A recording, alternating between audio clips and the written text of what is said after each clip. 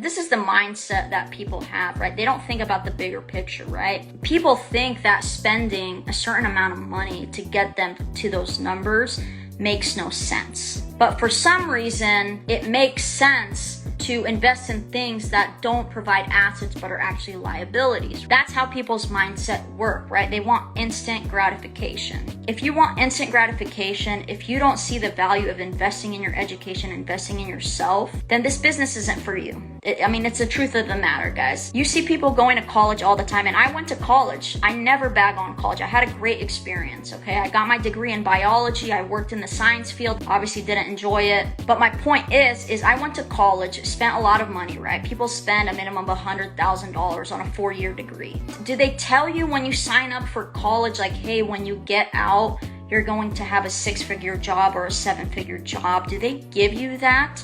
They don't. Nothing in this fucking life is free, right? You go to a trade school, you have to pay for your education. Anywhere you go, guys, nothing is fucking free. People's time is money. And if you can't accept that reality, then this business or education or whatever it is you're trying to get into and you're complaining about how much it is and all this shit, then this business is not for you. You're not meant to be an entrepreneur.